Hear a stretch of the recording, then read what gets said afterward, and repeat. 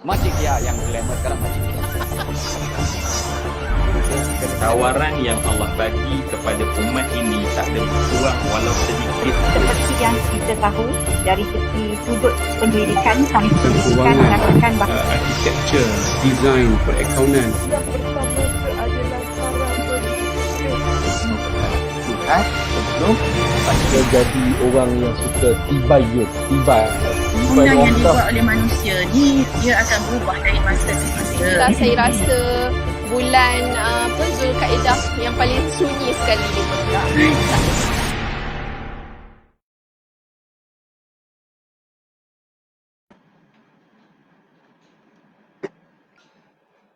Assalamualaikum warahmatullahi wabarakatuh. Alhamdulillahirabbil alamin wassalatu wassalamu ala asyrafil anbiya'i wal mursalin wa ala alihi wa ashabihi ajma'in. Subhanaka la ilma lana illa ma 'allamtana innaka antal alimul hakim. Rabbi shrah li sadri wa yassir li amri wahlul 'uqdatam min lisani yafqahu qawli. Rabbi zidna ilma warzuqna fahma. Asyhadu an la ilaha illallah wa asyhadu anna Muhammadan abduhu wa rasuluh. Allahumma salli ala Sayyidina Muhammad. Allahumma salli ala Sayyidina Muhammad. Ilahana anta maqsudana wa ridhaka matlubana. Amin amin. Amma ba'. Alhamdulillah, sidang penonton, para sahabat, para asatizah, rakan-rakan, tokoh-tokoh akademik, para alim ulama, tuan-tuan dan puan-puan, ibu ayah, pak cik, mak cik, semualah yang masih lagi setia bersama dengan Mutiara Dakwah yang kita bawakan khas siri yang ke-16 pada malam ini. Anjuran macam biasa, Yayasan Dakwah Islamiyah Malaysia, YADIM. Alhamdulillah. Terima kasih Puan Alifah Nasiran, Masya Allah, yang bersama kita pada malam ini. Saya difahamkan kita ada penonton-penonton setia yang menanti-nanti sampai marah-marah katanya. Kenapa Yadim tak terus kerapkan lagi Mutiara Dakwah kita, insya-Allah.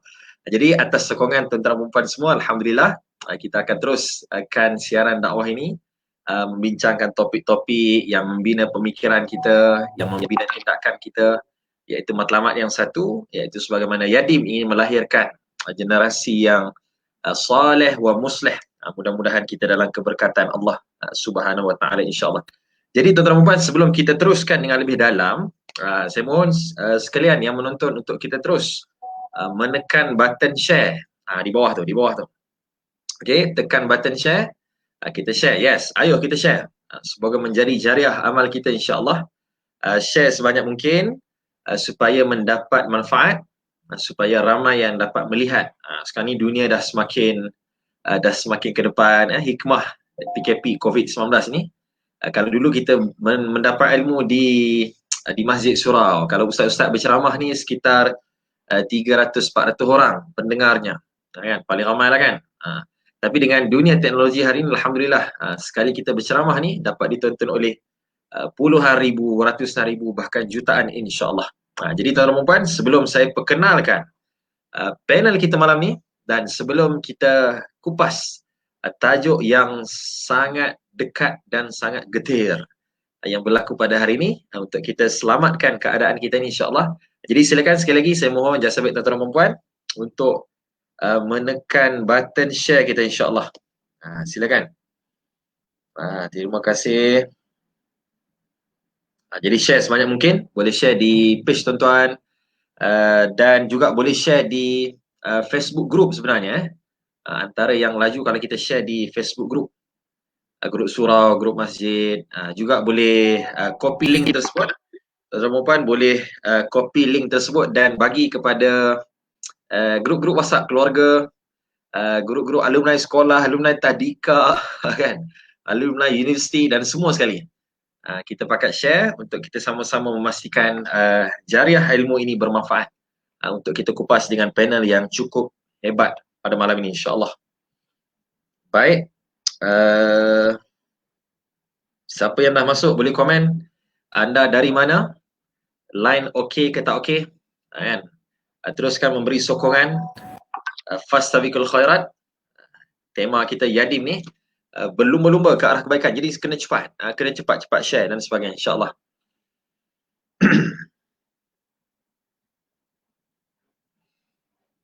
Baik.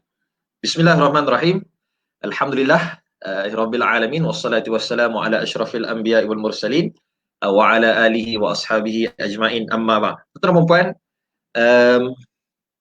kita memahami bahawa keadaan Islam ni tidak pernah sunyi daripada ancaman dan cabaran. Sebagaimana Allah SWT menyatakan di dalam Al-Quran, A'udzubillahi minasyaitonirrajim, wa laqad ba'asna fi kulli ummatin rasula an ya'budullah wajtanibut taghut. Faminhum man hadallah wa minhum man haqqat 'alaihi dhalalah fasiru fil ardi fanzuru kaifa kana 'aqibatul mukadzibin. Allah menyatakan bahawa di atas setiap umat itu kami utuskan kepada mereka seorang rasul, seorang nabi. Apa kerjanya? Ani'budullah wajtanibut taghut. Mengajak manusia ini, umatnya, untuk menyembah sujud pada Allah, wajtanibut taghut, dalam masa sama menjauhkan taghut, menjauhi taghut. Akan tetapi faminhum man hadallah, daripada usaha dakwah para nabi ini ada golongan yang diberikan hidayah oleh Allah. Wa minhum man haqqat 'alaihi dhalalah. Akan tetapi satu lagi, akan ada golongan yang sentiasa mereka ini kekal dalam kesesatan. Nah, sebutnya apa tuan-tuan dan puan, penonton sekalian, dunia Islam ini tidak pernah sunyi daripada segala ancaman yang berlaku. Antaranya Syekh Abdullah Nasir Ulwan menyatakan bahawa keadaan dunia Islam ini akan sentiasa berhadapan dengan musuh Islam dalam dua bentuk. Kan? Yang pertama adalah dengan serangan-serangan yang disebut sebagai serangan askari, serangan ketenteraan. Dan yang kedua adalah serangan ghazwatul fikri, serangan pemikiran. Maka kena dengan topik kita malam ni. Antara serangan pemikiran yang dilontarkan oleh musuh yang sedang ditembak hari demi hari. Kan? Maknanya kita tinggal lagi tak nampak je serangan pemikiran ni. Kalau ketenteraan, kita nampak pelurunya, nampak dia punya bom tu, nampak kereta kebalnya, jet pejuang. Tapi masalah pada serangan yang kedua iaitu ghazwatul fikri, serangan pemikiran. Dengan topik kita malam ni adalah liberalisme kembali. Kita dengarlah kadang-kadang berita kan, Ustaz, apa ni Jabatan Agama tak boleh ambil tindakan ke? Apa Majlis Agama buat? Apa yang lebih advance lagi, apa yang berlaku ketua-ketua agama kan? Negara kita kan negara majoriti Islam. Kenapa tidak boleh mengawal dan menyekat golongan-golongan yang membawa fahaman liberalisme ini? Jadi untuk itu tuan-tuan, kita bawakan kepada anda malam ini Mutiara Dakwah siri yang ke-16. Sambil-sambil anda share, insya-Allah kita sebar luaskan kefahaman ini. Kita bawakan kepada anda semua pensyarah kanan Fakulti Syariah dan Undang-Undang Universiti Sains Islam Malaysia, USIM, Ustaz Dr. Nur Muhammad Hadi Zahlan, seorang pakar kita lah. Assalamualaikum Ustaz.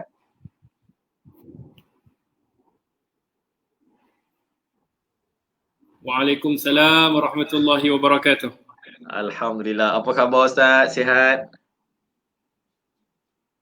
Alhamdulillah. Piu Akram sihat ke? Segak hari ni nampak?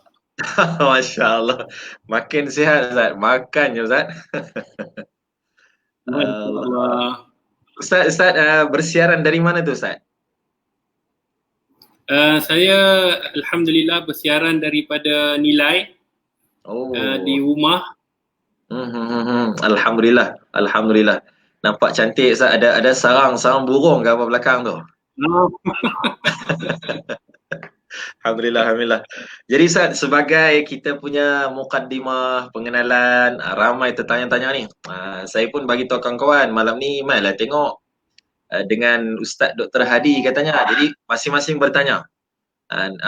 Jadi ramai nak berkenalan. Sikit sebanyak secara ringkas Ustaz. Mungkin Ustaz boleh cerita sikit Ustaz punya tugasan hakiki sekarang dan apa komitmen dakwah Ustaz yang tengah aktif rancak. Silakan Ustaz. Okay, bismillahirrahmanirrahim. Alhamdulillahirabbil alamin wassalatu wassalamu ala al-asyrafil anbiya'i wal mursalin wa ala alihi wa sahbihi ajma'in, amma ba'd. Pertama-tama kita bersyukur kepada Allah Subhanahu wa taala kerana dengan limpah rahmat, kurniaan, anugerah yang Allah berikan, moga-moga kita mendapat kerahmatan dan mendapat kasih sayang daripada Allah Subhanahu wa taala. Yang kedua, terima kasih selaku moderator kita pada malam ni, Piu Akram, yang handsome, segak, bergaya dengan bahasa yang halus, yang orang kata memang bila kita mendengar terbuka hati kita untuk makin mendengar, Masya Allah. Allah, amin, amin. Dan yang ketiganya pada pihak Yadim kerana sudi memberi ruang untuk sama-sama kita berdiskusi ilmu. Moga-moga dengan kita merancangkan program-program sebegini memberikan kepada kita kefahaman, insya-Allah. Baik, sedikit latar belakang Ustaz. Alhamdulillah. Yang pertamanya Ustaz seperti mana yang dikenali, iaitu Ustaz Dr. Nur Muhammad Hadi. Pengajian, latar belakang pengajian 10 tahun di bumi Morocco, iaitu ijazah, master dan PhD di bumi Morocco. Dalam bidang pengkhususan maqasid syariah dan perbezaan pandangan para alim ulama. Dan sekarang ni dalam bidang dakwah Ustaz penceramah bebas dan menubuhkan akademik Al-Bayan, iaitu peneraju pendidikan masyarakat, memberitahu kepada masyarakat info-info masalah-masalah yang dihadapi oleh masyarakat, kita cuba selesaikan mengikut ruang lingkup yang berpaksikan dengan paksi, iaitu mazhab Al-Imam Syafi'i. Kita lihat permasalahan-permasalahan yang ada, kemudian kita cuba selesaikan dengan kita membuat liputan, iaitu dengan kita memberikan info-info yang ringkas dan padat dengan ilmu. Kemudian Ustaz juga salah seorang panel Assalamualaikum di TV Al-Hijrah setiap hari Khamis. Siapa yang berkesempatan tu boleh luangkan masa setiap hari Khamis pukul 7.30 pagi hingga 8.30. Mengenai tentang khidmat syariah juga, itu menceritakan tentang persoalan-persoalan yang ada di dalam fiqh, iaitu dalam pelbagai bab. Kemudian alhamdulillah Ustaz juga terlibat dengan Yadim di bawah Nu'im, Nadwah Ulama Ilmuwan Malaysia. Jadi itulah serba sedikit dakwah yang Ustaz buat, dan lain-lain, iaitu di bawah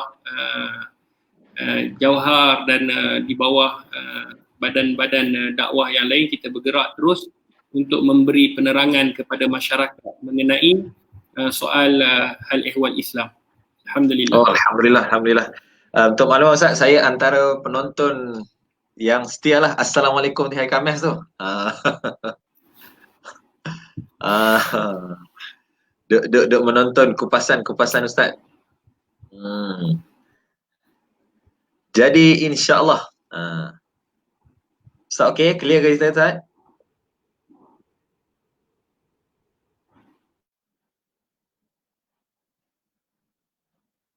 Ustaz Dr. Hadi.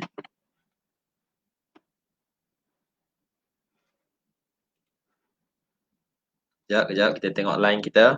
Doktor.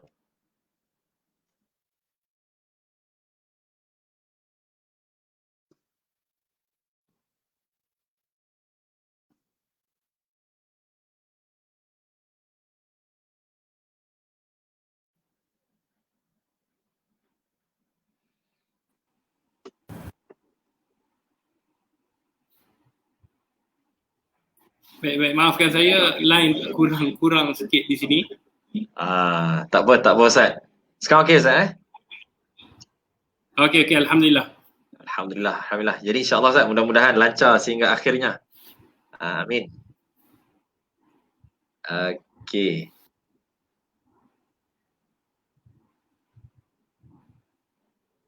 Baik. Okey Ustaz, jom kita teruskan. Jadi sebut tentang InsyaAllah kita doa. Amin. Sebut tentang kita punya topik malam ni Ustaz, liberalisme. Liberal. Jadi sebenarnya ada orang yang baru dengar istilah ni Ustaz. Apa benda liberalisme? Kadang-kadang sampai tertukar. Pernah dengar pula istilah lain, pluralisme dan segala ism lah. Kan? Komunisme, apa lagi ni, hedonisme, macam-macam. Kan? Jadi sampai ada yang nama orang pun ada juga, ism belakang. Jadi sebenarnya kalau Ustaz boleh mulakan, jom kita mulakan malam ni Ustaz secara lebih terperinci. Apakah sebenarnya yang disebut sebagai liberalisme? Benda apa sebenarnya? Dan bagaimana sebenarnya liberalisme ini untuk kita fahami lah. Untuk kita fahami sejauh mana dia ni dilihat sebagai satu ancaman kepada agama kita sendiri tu. Silakan Ustaz.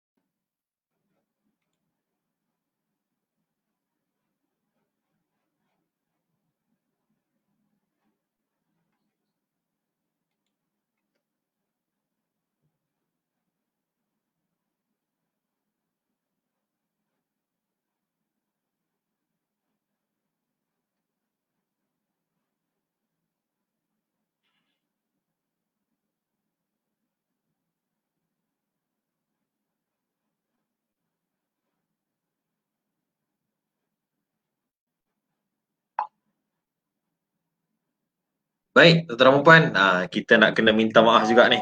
Biasalah tu ujian teknologi ni kan. Jadi tuan-tuan dan puan, bila sebut tentang liberalisme ni, dia sebenarnya kita akan kupas lebih dalam dengan Dr. Hadi selepas pada ni. Tapi kita nak sebut ni tentang adalah ancaman. Macam saya sebut dengan di awal kita punya intro, mukaddimah tadi, bahawa Islam ni tidak sunyi daripada serangan ataupun ancaman. Sebab ini janji Allah.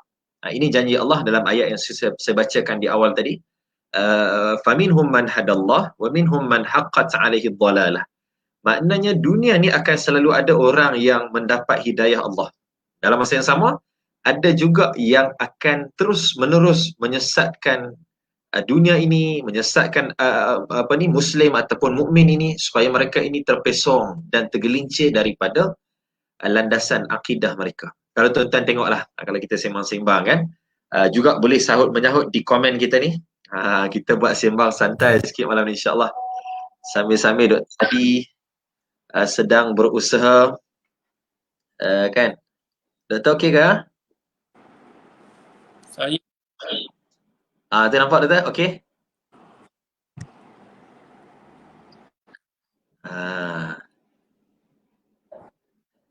saya line kurang lah kat sini. Tak apa Doktor, insya-Allah. Okey, alhamdulillah. Insya-Allah. Ini clear, ini clear.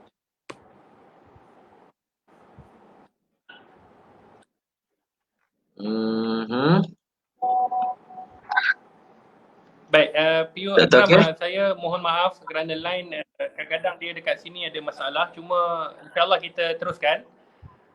Boleh Doktor. Baik Doktor, jom kita sambung balik. Baik. Jadi Doktor, saya serah pada Doktor, kita mula sikit dengan memperkenalkan apa tu sebenarnya liberalisme ni. Liberalisme ni kuih ke, makanan ke, kan, pakaian ke. Jadi liberalisme secara umum, bagaimana supaya kita kenal. Orang kata tak kenal, tak cinta. Bila kenal baru kita tahu nak berjaga-jaga tu macam mana. Okey, silakan Fadil Dr. Hadi, silakan Ustaz. Okey, bismillahirrahmanirrahim. Terima kasih kepada PU Akram dan kepada semua sidang penonton. Ustaz mohon maaf, beribu maaf kerana ialah line internet kadang-kadang dia ada masalah, kadang-kadang kuat, kadang-kadang tak kuat. Jadi Ustaz mohon beribu-ribu kemaafan. Sebab tu Ustaz pun kadang-kadang pesan dekat TV Al-Hijrah, kalau boleh bila kita nak interview dan sebagainya, kalau boleh live, kita datang ke studio lebih berpuas hati kan. Tapi jadi masalah disebabkan PKP, kita faham. Jadi faktor-faktor yang bukan daripada orang kata apa, bukan daripada kita, jadi kita usahalah yang terbaik. Baik, mengenai tentang tajuk liberal, bila kita sebut tentang liberal, kita pernah dengar dan kadang-kadang lidah kita terbelit bila kita nak sebut tentang liberalisme, kita nak sebut tu kadang-kadang kita pun tak reti. Tetapi kita kena faham, seperti PU Akram sebut tadi, memang sekarang ni dunia dia bukanlah berpaksikan kepada peperangan seperti mengangkat senjata. Memang Ya. kita dah kurang mengangkat senjata ataupun dunia hari ini sekarang ni memang mengetahui bahawa mengangkat senjata merupakan satu kos yang tinggi. Kalau kita tengok bagaimana Amerika menghabiskan duit mereka berbilion ringgit hanya semata-mata untuk menyerang negara-negara di luar sana. Tetapi hari ini mula mereka menaburkan iaitu satu peperangan yang sangat dahsyat dan lebih berbahaya daripada peperangan mengangkat senjata. Kerana kita tahu mengangkat senjata ni kita boleh nampak musuh tu, kita tengok dan nyata di hadapan kita. Tetapi sedar ataupun tidak, peperangan yang lagi dahsyat daripada itu adalah peperangan pemikiran. Inilah yang berlaku bukan saja di Malaysia, bahkan di seluruh dunia. Dan telah berlaku revolusi yang mana kita tengok di barat sendiri, mereka juga menceritakan tentang liberal, yang mana kalau kita nak memahami liberal secara ringkasnya, PU Akram, secara ringkasnya iaitu liberal ini bererti bebas yang tidak terikat. Maksudnya liberal ini pemikiran liberal, pemikiran yang bebas yang tidak terikat dengan mana-mana pemikiran ataupun mana-mana dasar, supaya mereka ini boleh bebas bergerak tanpa ada sebarang sekatan. Itu yang disebutkan pemikiran liberal, yang mana mereka ini bergerak yang kalau kita tengok daripada menyingkap sedikit sejarah, iaitu mereka, kalau kita tahu, ia adalah acuan daripada barat. Dia pemikiran ini bukanlah pemikiran daripada umat Islam, tetapi pemikiran ini adalah pemikiran barat yang mana mereka tidak berpuas hati, golongan intelektual, golongan yang mana mereka ni profesional barat bersikap kepada paderi-paderi pada zaman itu, iaitu kita sebut pada zaman kegelapan barat. Mereka ini tidak mahu paderi-paderi mengongkong pemikiran mereka.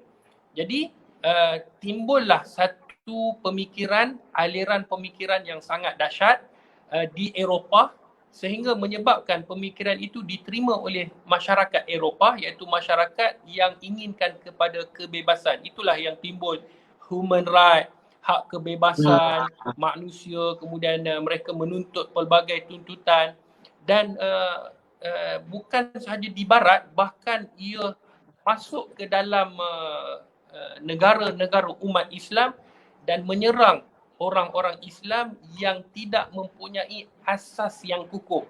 Sebab tu apabila seseorang tidak mempunyai asas yang kukuh, tidak mempunyai ilmu yang mantap dan tidak mengambil peduli dan tidak mengambil cakna di dalam agamanya sendiri, maka pemikiran ini senang meresap di dalam diri mereka sendiri. Sedar ataupun tidak, insya-Allah pada malam ini PU Akram kita akan mengenali bagaimana pemikiran dan bagaimana cara kita nak mengenali iaitu mereka-mereka yang mempunyai pemikiran liberal ini, insya-Allah.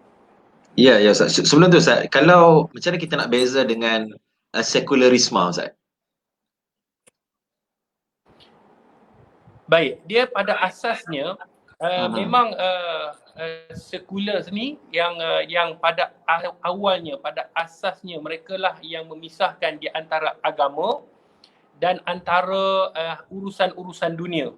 Mereka nak pemisahan di antara agama dan pemerintahan. Maksudnya agama tidak boleh memandu, agama tidak boleh masuk campur, agama hanya dalam bidang agama.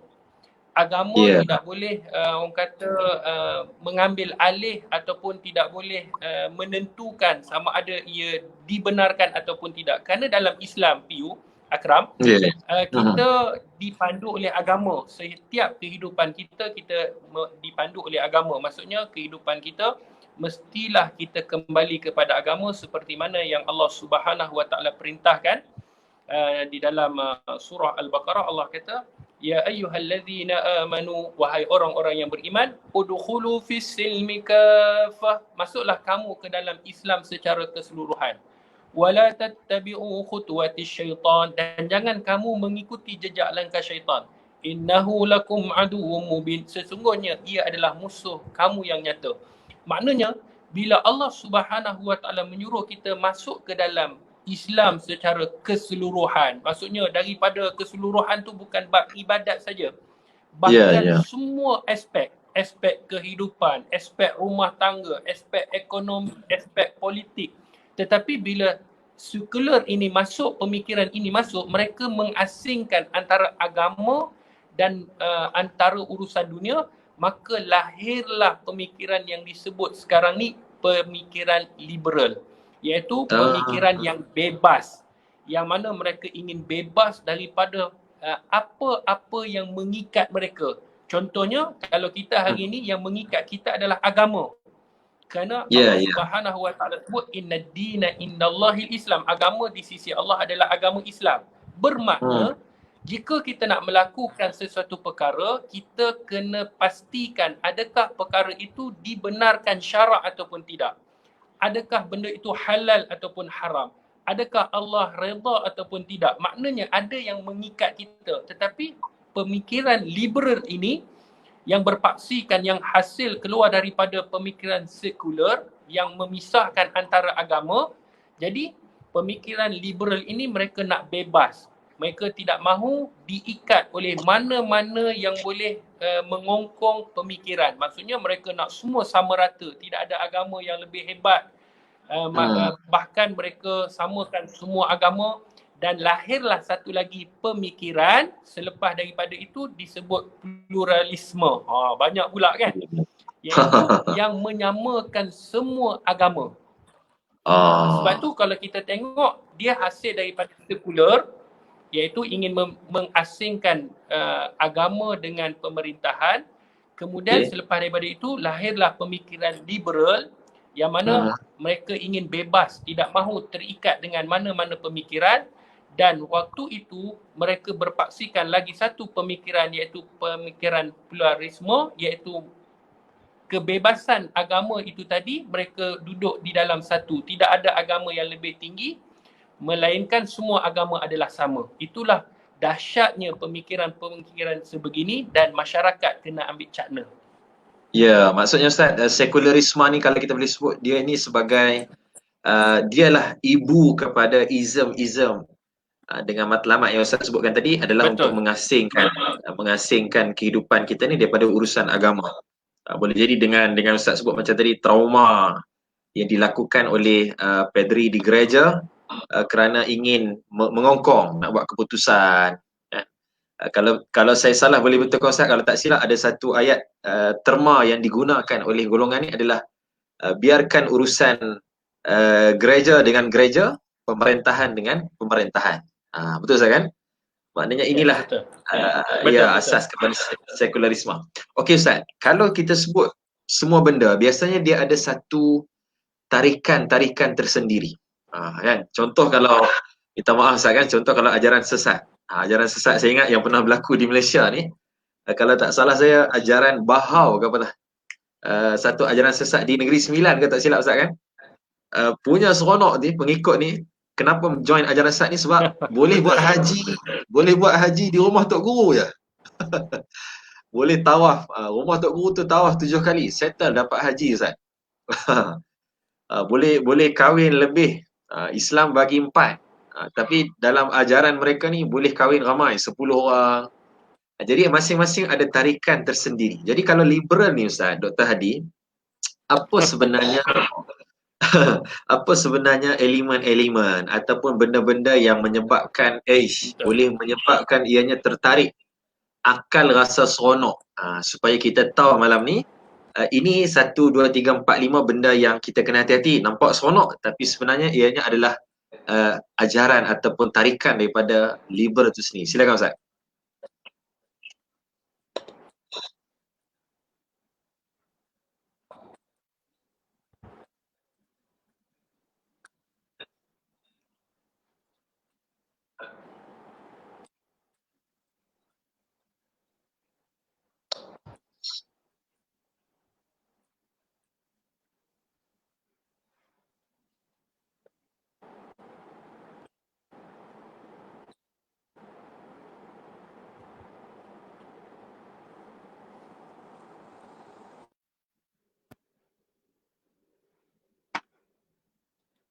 Baik.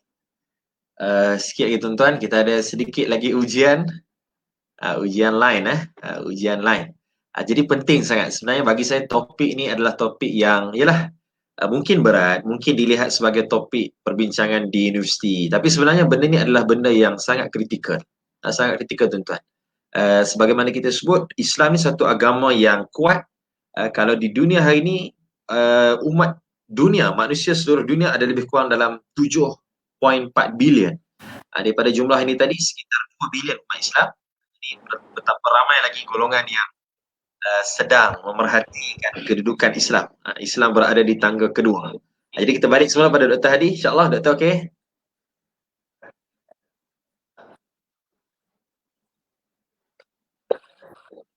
Baik, insyaAllah. Minta maaf sekali. Tak apa Ustaz. Jadi silakan Ustaz, tentang apa tarikan-tarikan. Bila orang melihat seruan liberal ni menyebabkan mereka tertarik, yang kita kena beringat. Silakan Ustaz.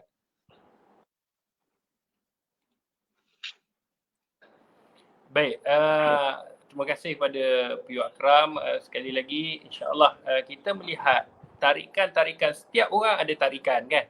Setiap pemikiran, setiap apa yang dibawa mesti ada tarikan. Kalau tadi Puyu Akram menyebut di Bahau ada tarikan, maksudnya tak perlu pergi haji dan sebagainya. Kalau kita tengok juga pemikiran Syiah, Ustaz juga nak sentuh satu pemikiran Syiah yang hari ni masyarakat kita juga orang kata diancam dengan satu pemikiran yang sangat dahsyat. Dan bila kita tanya apakah tarikan Syiah ni sebenarnya, saya rasa Puyu Akram pun tahu apakah tarikan yang ada pada ajaran Syiah. Kalau kita tahu dah difatwakan haram, maka antara tarikan iaitu perkahwinan mut'ah, perkahwinan yang mana kontrak 3-4 hari, sebulan 2 bulan, itu yang menjadi tarikan. Adapun pemikiran liberal ini, asas tarikan itu adalah kesamarataan. Maksudnya kebebasan. Mereka menuntut, kalau kita tengok mereka ni ada kumpulan yang cuba usaha untuk menuntut semua perkara yang tertakluk di dalam Al-Quran dan Sunnah baginda Rasulullah sallallahu alaihi wasallam. Antara benda yang mereka tuntut iaitu kalau kita tengok hari ini mereka nak faraid itu disamaratakan antara lelaki dan perempuan. Maksudnya kalau dalam Islam kita tahu lelaki akan mendapat lebih daripada perempuan. Jadi mereka mempersoalkan kenapa lelaki dapat lebih daripada perempuan sedangkan lelaki boleh bekerja, kemudian lelaki boleh cari duit, sedangkan yang lemah adalah wanita. Yang lemah adalah wanita ni kena duduk di rumah, kemudian mereka ini pula golongan yang kalau nak bekerja tu susah. Jadi pemikiran begini, orang bila berhujah maka mereka akan lebih tertarik. Sebab apa? Sebab menggunakan logik akal. Kalau kita tengok dalam pemikiran liberal ini, mereka banyak menggunakan logik, iaitu mereka mengkritik hukum-hukum yang kadang-kadang hukum itu memang kalau kita tanya apakah sebab Allah memberikan laki-laki 2, wanita 1, kadang-kadang jawapan yang diberikan tak menepati apa yang mereka hendak. Sebab tu dalam mukadimah Ustaz tadi, Ustaz sebut, kalau kita hari ni tidak mengukuhkan pegangan agama kita, maksudnya keimanan, keyakinan kita kepada Allah Subhanahu Wa Taala, boleh jadi kita akan menerima pemikiran liberal ini. Sebab apa? Sebab kadang-kadang ada perkara yang boleh kita jawab dan ada perkara yang kita tak boleh jawab. Ada perkara yang mana dalam Islam kita tidak mengetahui melainkan jawapannya daripada Allah. Contoh yang paling mudah, yang paling ringkas Puyu Akram, kalau kita hari ni kita sebut solat subuh 2 rakaat. Kita bertanya, sebab apa solat subuh 2 rakaat? Tidak ada seorang manusia pun boleh memberikan satu fakta kenapa solat subuh 2 rakaat. Sedangkan ia adalah arahan daripada Allah Subhanahu Wa Taala. Kemudian kalau kita sebut, sebab apa kalau subuh 2 rakaat, zuhur 4 rakaat? Apa punca Allah Subhanahu Wa Taala menyuruh manusia solat zuhur 4 rakaat. Kalau nak sama rata, biarlah solat semua 2 rakaat. Itu kesamarataan yang dimahukan. Ya, betul. Tetapi dalam Islam kita tak boleh memikirkan perkara yang di luar daripada kemampuan akal kita. Sebab tu dalam Islam dia ada sebut at-ta'abbudiyah. Maksudnya apa? Sesuatu hukum yang telah ditetapkan oleh Allah Subhanahu Wa Taala, kita wajib beriman. Sebab apa? Sebab yang menciptakan kita, yang menjadikan kita adalah Allah. Sama ada kita redha ataupun tidak, maka Allah Subhanahu Wa Taala telah menentukannya. Kadang-kadang rahsia itu kita tidak mengetahui, tetapi selepas daripada beberapa ketika, selepas ada kajian dan kajian, barulah kita mengetahui apakah punca dan apakah sebab perintah Allah Subhanahu Wa Taala kepada kita. Contoh, kalau kita tengok antara pemikiran liberal ini, mereka nak bebas dan mereka menuntut supaya kita tidak menyekat hak kebebasan mereka. Contoh begini, P.U. Akram dan sidang penonton yang dirahmati oleh Allah. Kalau kita lihat, mereka meminta supaya kita tidak mengenakan tindakan ke atas wanita yang tidak menutupi aurat. Kerana mereka kata ini adalah human right, hak kebebasan masing-masing. Sedar ataupun tidak, perintah daripada Allah Subhanahu Wa Taala menyuruh wanita menutupi aurat. Itu adalah perintah Allah. Seperti mana di dalam surah An-Nur, Allah perintahkan wanita ni untuk menutupi aurat mereka. Tetapi pemikiran liberal ini bercanggah dengan perintah Allah. Mereka kata tidak, itu adalah hak kebebasan masing-masing. Baik, kalau kita tengok antara negara-negara yang telah mengamalkan liberal ini, negara-negara barat, negara-negara Eropah seperti Amerika, Perancis, Itali, mereka ini menjadikan pemikiran ini sebagai dasar. Maksudnya dasar dalam pemerintahan, hak kebebasan mereka, human right mereka semua, hak asasi manusia semua mereka kata mereka lah champion. Tapi sedar ataupun tidak, statistik menunjukkan kes jenayah di Amerika Syarikat terlalu tinggi. Bukan tu saja kes sumbang mahram, bukan tu saja kes rogol, bukan tu saja, semua kes yang mana kalau kita tengok negara-negara yang mengamalkan hak asasi manusia ini, kes mereka meningkat saban hari, setiap waktu meningkat. Disebabkan apa? Disebab mereka melanggar perintah yang Allah Subhanahu Wa Taala turunkan. Kalau kita katakan hak wanita itu untuk mereka bebas, hari ini kita ada juga pemikiran-pemikiran yang ambil daripada liberal ini, mereka menjadikan satu asas iaitu LGBT contohnya. Iaitu laki-laki berkahwin dengan laki-laki, perempuan berkahwin dengan perempuan. Mereka kata ini hak mereka. Mereka suka nak berkahwin dengan sesiapa saja. Sehingga kan pemikiran mereka ini boleh berkahwin dengan binatang. Sampai ke tahap itu. Maksudnya mereka telah melanggar batasan fitrah manusia. Sebab itu kalau kita tengok apa yang berlaku dalam dunia hari ini adalah pemikiran-pemikiran yang sangat-sangat radikal, sangat bercanggah dengan fitrah manusia. Sedangkan Allah Subhanahu Wa Taala telah meletakkan asas, telah meletakkan satu panduan iaitu Al-Quran dan Sunnah baginda Nabi SAW untuk kita ikut. Sebab itu yang boleh menarik masyarakat hari ini, masyarakat yang kurang ilmu, kurang berpengetahuan dalam ilmu agama, bukan maksudnya dalam ilmu dunia. Ilmu dunia kadang-kadang mereka ni hebat, ada di kalangan mereka yang profesional, yang jawatan mereka tinggi, tetapi pegangan dalam sudut agama mereka, pegangan daripada sudut apa yang mereka lihat iaitu keimanan kepada Allah Subhanahu Wa Taala, menyebabkan bila pegangan mereka ini longgar, maka sudah pasti mereka akan menerima pemikiran liberal ini. Sebab tu baginda Nabi SAW, P.U. Akram dengar ke? Boleh Doktor, steady. Alhamdulillah. Ada ujian. InsyaAllah kupasan yang sangat menarik. Tuan, tarikan liberalisme. Masing-masing ada dia punya senjata ataupun pemanis-pemanis yang sebenarnya indah dilihat. Sebab tu Nabi sebut antara ujian kita di akhir zaman ini, sebagaimana Nabi katakan, dengan dunia al-fitan, fitnah yang terlalu dahsyat. Zaman kata Nabi kakuti'al muslim, seperti malam yang gelap gelita. Bayangkan tuan-tuan, kalau tuan sedang menonton di rumah macam saya dalam bilik ni, kita tutup lampu bilik ni, maka akan kelihatan gelap-gelap, tak nampak apa. Nak pegang tak nampak, nak tengok mata kita, nak tengok tangan kita pun tak nampak. Ini Nabi gambarkan sebagai keadaan dunia akhir zaman. Nabi menggambarkan lagi mereka yang yusbiha rajulu mu'minan wa yumsa kafiran, bagaimana orang yang paginya beriman, petangnya kufur pada Allah. Pagi elok sembahyang subuh, petang meninggalkan agama Allah. Kemudian yumsa mu'minan wa yusbiha kafiran, ada juga yang petangnya beriman, paginya kufur pada Allah. Maka tidak kita sekarang tuan-tuan dan puan berada dalam keadaan dunia yang fitan, penuh dengan fitnah kegelapan akhir zaman. Maka jalan yang paling selamat, sebagaimana disebut oleh Ustaz Dr. Hadi tadi, adalah dengan bekalan iman. Iman ni dia tak boleh mai sendiri.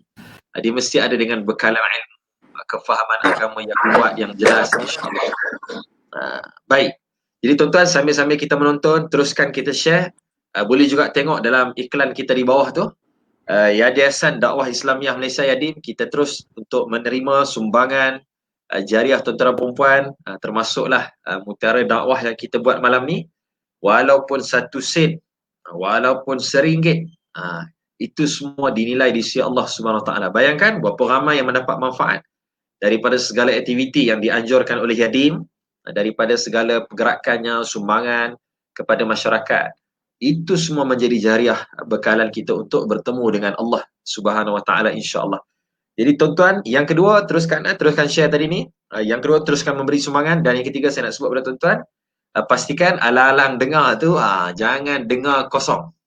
Kata Imam Syafi'i rahimahullah, orang yang hadir majlis ilmu dia bawa telinga je. Dia main tengok. Dia dibimbangi ilmu tadi akan hilang. Jadi pastikan menulis yang sangat baik oleh Ustaz Dr. Hadi ni. Alhamdulillah. Okey doktor, kita nak terus lagi doktor. Kalau doktor ada lagi tentang tarikan-tarikan yang senjata yang mereka gunakan, kalangan liberal ni, silakan Ustaz. Baik, sekali lagi saya mohon beribu-ribu kemaafan. Moga-moga dengan ujian internet ni, masya-Allah. Ni juga merupakan satu ujian. Baik. Ustaz kembali balik, sebab tu Ustaz kata sebenarnya bila pemikiran ini, dia sebenarnya pemikiran begini dia akan datang dan dia akan masuk. Dia tidak akan menunggu kita, tetapi sedar ataupun tidak, sepatutnya kitalah yang perlu berperanan, kita perlu mengambil cakna di dalam agama kita. Orang yang senang menerima pemikiran begini adalah mereka yang kebiasaannya pegangan agama mereka longgar. Piyu Akram, Ustaz nak sentuh tentang sebuah hadis Nabi SAW.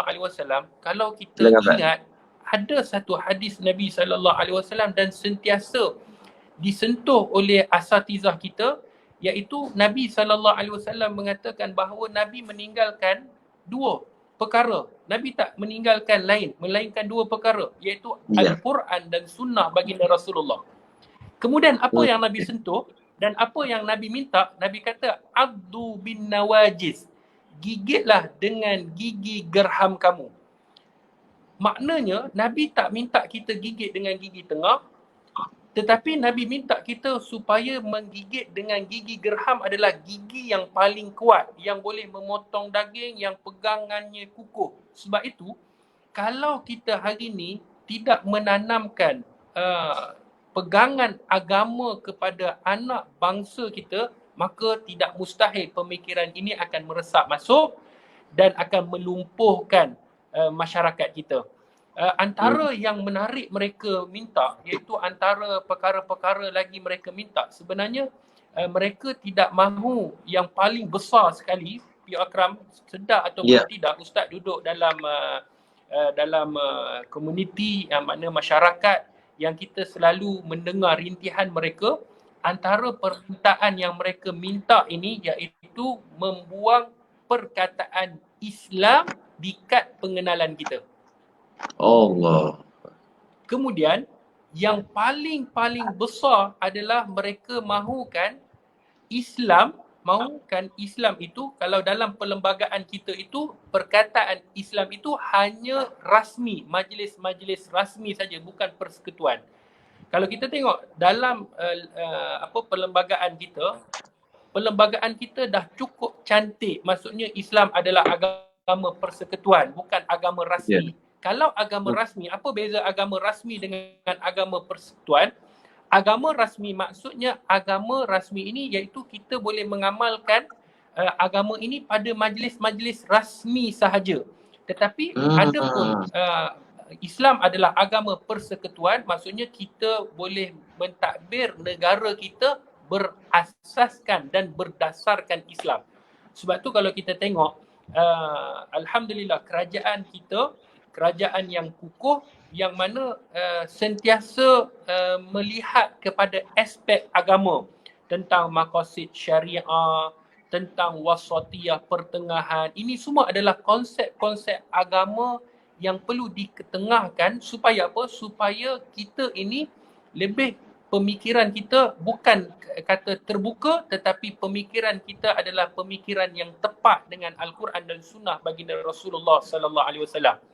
Mereka juga antara yang orang tertarik ini disebabkan apa? Sebab kebebasan. Itu yang disebabkan mereka bila sampaikan idea-idea mereka dan diterima oleh masyarakat kita. Antaranya mereka minta untuk apa? Mereka minta lagi iaitu tidak dibenarkan. Maksudnya orang lelaki ni selalu kalau sembang bab poligami ni, mereka ialah yang paling champion sekali bab poligami. Jadi mereka nak kalau boleh bab poligami ini dihapuskan. Bukan itu saja, mereka minta lagi hukuman. Contohnya kalau di negara kita murtad. Maksudnya murtad ini perlulah melalui mahkamah, perlu ada orang kata tindakan-tindakan yang bukan saja hukuman. Bahkan kita ada undang-undang iaitu kita minta supaya ada di sana nasihat dahulu, kita rujuk mereka kepada kaunselor ataupun ustaz-ustaz yang telah ditetapkan oleh setiap majlis-majlis agama. Tetapi mereka minta supaya bila seseorang itu ingin murtad, maka dibiarkan. Maknanya mereka mahukan kalau boleh seramai mungkin orang Islam murtad. Orang Islam keluar daripada agama mereka. Ini yang mereka mahukan.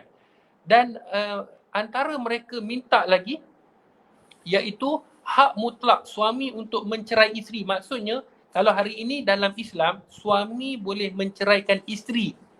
Tetapi kalau dalam pemikiran liberal, mereka minta juga supaya isteri juga boleh menceraikan suami. Kan sama rata, bebas. Itu yang mereka mahukan. Dia pelik jadi Ustaz kan? Maknanya satgi dia tengah potong bawang kan? Boleh doktor. Satgi isteri tengah duk potong bawang kan, anak cucuk belakang pinggang melatah, aku cerai bapak kau. Habis jatuh talak Ustaz. Assalamualaikum, dengar ke? Okey doktor, saya dengar doktor.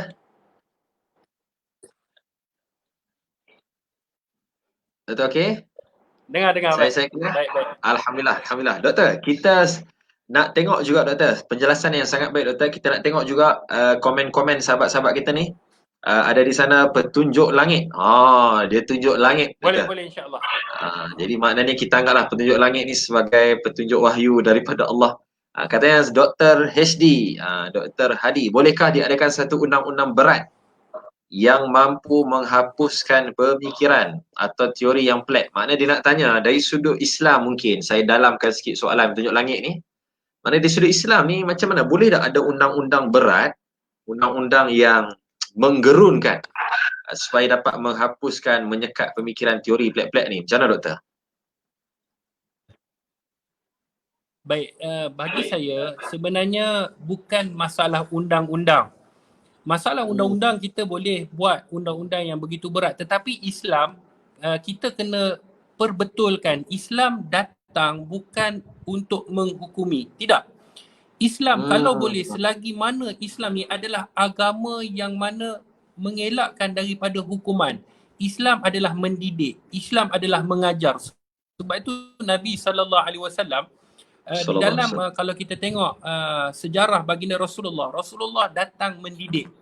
Walaupun masyarakat pada hari itu menolak tentang pemikiran baginda Rasulullah SAW. Sebab tu alhamdulillah kita ada Yadim, kan, Yayasan Dakwah Islamiah Malaysia, iaitu berdakwah. Satu cantik, satu benda perkara yang perlu diperjuangkan, maknanya perlu diperkuatkan, diperkemaskan. Kalau kita tengok Nabi SAW ketika mana baginda Rasulullah pergi ke Zil Majas, satu pasar yang dinamakan Zil Majas. Kemudian Nabi seru kepada orang-orang yang ada di pasar, ya ayyuhan nas, wahai manusia, qulu la ilaha illallah wa antum tuflihu. Wahai manusia, serulah, ucaplah tiada Tuhan yang disembah melainkan Allah, kamu akan berjaya, kata Nabi. Di belakang baginda Rasulullah ketika mana Nabi membuat seruan di pada masyarakat di pasar, di belakang baginda Rasulullah sallallahu alaihi wasallam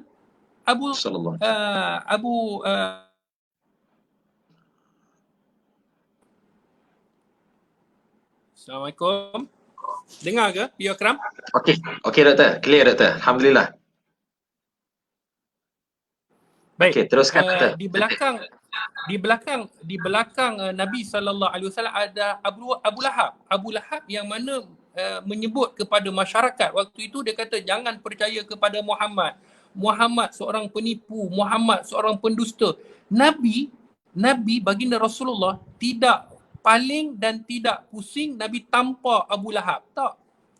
Tetapi Nabi SAW teruskan berdakwah. Inilah yang perlu ada dalam masyarakat kita. Maksudnya bukan tindakan yang kita perlu perhatikan. Memang boleh kita hari ini buat tindakan-tindakan yang berat.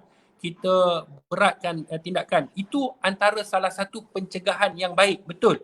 Ustaz tak menafikan kita perlu ada tindakan yang tegas, betul. Tetapi yang paling utama adalah kerja dakwah. Kerana tugas baginda Rasulullah sallallahu alaihi wasallam antara yang disebut oleh Allah Subhanahu wa taala, huwallazi ba'atsa fil ummiyina rasulan minhum yatluna ayatihi wa yuzakkihim wa yu'allimuhumul kitab wal hikmah.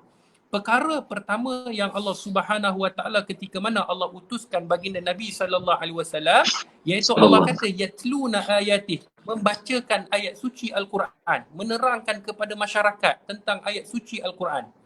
Kemudian Allah kata yatluna ayatih wa yuzakkihim, menyucikan akidah mereka, maksudnya pegangan akidah mereka kena bagi mantap. Kemudian wa yu'allimuhumul kitab, mengajarkan apa yang ada dalam Al-Quranul Karim. Kemudian wal hikmah, dan hikmah yang telah Allah berikan kepada baginda Nabi sallallahu alaihi wasallam. Sebab itu, Piyu Akram dan sidang penonton yang dirahmati oleh Allah Subhanahu wa taala, ustaz lebih menyukai iaitu kerja dakwah ni perlu dipergiatkan. Kerana isu pemikiran dia kena kita berperang juga dengan pemikiran. Kita kena pergiatkan. Kita kena turun ke padang-padang. Hari ini kita tak boleh hanya eksklusif di masjid saja, tidak.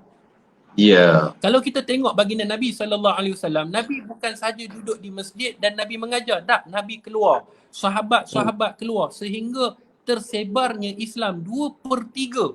Maksudnya di seluruh dunia ni 2/3 Islam dapat menguasai disebabkan sahabat-sahabat radhiyallahu anhum ajma'in keluar. Kalau dalam satu cerita ustaz nak berkongsi juga, ustaz suka berkongsi satu cerita di dalam satu kitab Rihlah fi Talab al-Hadith, iaitu karangan Al-Khatib Al-Baghdadi. Dia menceritakan bagaimana sahabat keluar, Abu Ayyub Al-Ansari yang duduk di Madinah. Abu Ayyub Al-Ansari yang duduk di Madinah, dia pergi ke Mesir semata-mata perjalanan 1 bulan perjalanan pergi, 1 bulan perjalanan pulang, semata-mata kerana satu hadis. Nak menyampaikan satu hadis, nak lihat satu hadis, semata-mata perjalanan pergi dan balik selama 1 bulan pergi 1 bulan balik, semata-mata satu hadis. Bayangkan bagaimana hebatnya para sahabat radhiyallahu anhum ajma'in. Mereka menyampaikan dakwah, mereka keluar di jalan Allah Subhanahu Wa Taala. Sebab itu kita hari ini kena kembali dan kita kena masing-masing kena ada perasaan untuk menyebarkan agama Islam, dan masing-masing kena memantapkan agama Islam, ilmu masing-masing. Kita tak boleh eksklusif, maksudnya diri kita saja. Kita tak boleh eksklusif hanya semata-mata kita duduk di masjid, orang yang nak datang nak agama hanya di masjid. Tidak. Kita kena keluar, kita kena jumpa, sehingga kita kena masuk di dalam disko, kena masuk tempat-tempat maksiat, kita kena masuk dan kita kena berdakwah. Dan dakwah beginilah yang akan diterima oleh masyarakat, kerana Islam itu adalah agama yang membawa kerahmatan, agama yang membawa kasih sayang, agama yang membawa kebaikan kepada seluruh manusia. Ya, Ustaz sebut tadi Abu Ayyub Al-Ansari, Ustaz, betul ? Ya, betul. Abu Ayyub Al-Ansari. Nama yang sama ke Ustaz? Ini ke yang sahabat yang cuba mengotakkan hasrat Rasulullah untuk menawan kota Konstantinopel, betul Ustaz? Betul Ustaz kan? Alhamdulillah. Baik Ustaz, sebut tentang peranan yang dimainkan. Sebab ada juga yang bersuara berbunyi tentang badan-badan kerajaan, badan-badan dakwah, majlis-majlis agama yang hanya melakukan kerja amar ma'ruf, ajak pada kebaikan. Yang Ustaz sebut tadi kan, amar ma'ruf, tapi seolah-olah tidak lihat tajamnya nahi mungkar tadi. Nahi mungkar makna pencegahan, berhadapan. Kalau Ustaz sebut dengan pemikiran lawan pemikiran, maknanya ialah kelantangan liberal ni Ustaz. Kita pun faham ada yang sampai bawa saman di mahkamah, sebagaimana yang Ustaz sebut contoh-contoh tadi, ingin untuk digugurkan hukuman murtad. Mereka nak pindaan di dalam mahkamah syariah supaya isteri juga diberikan hak untuk melafazkan cerai, ada kuasa melafazkan cerai. Tapi di pihak badan agama, majlis-majlis, yayasan dakwah contohnya, tidak dilihat, seolah dalam masyarakat ni tak nampak satu keseriusan yang begitu tajam nak berhadapan dengan ketajaman liberal ni. Walaupun sebenarnya macam kita yang terlibat di bidang pergerakan badan dakwah dan sebagainya, kita rasa kita buat dah Ustaz. Jadi mungkin Ustaz ada pandangan di situ yang mungkin Ustaz berbagi idea sikit, berdasarkan ialah Ustaz bermain di lapangan akademik sebagainya, apa lagi sebenarnya improvement, penambahbaikan yang boleh dibuat oleh agensi-agensi yang bertanggungjawab berhadapan dengan liberalisme ni Ustaz. Silakan Ustaz. Baik. Pertamanya Ustaz, soalan ni adalah soalan yang begitu penting. Cuma Ustaz hanya boleh memberi cadangan. Dan Ustaz yakin badan-badan agama, majlis-majlis agama, jabatan agama, semuanya telah mainkan peranan yang cukup baik, yang cukup cantik untuk masyarakat kita. Tetapi di sana manusia mempunyai kelemahan-kelemahan. Manusia ini tidak sempurna. Jadi pemikiran-pemikiran yang baik perlu kita ambil, perlu kita jadikan ia sebagai satu panduan. Antara cadangan yang Ustaz nak cadangkan, maksudnya Ustaz nak berikan sedikit cadangan yang boleh jadi ia diterima ataupun boleh jadi ia tidak boleh diterima.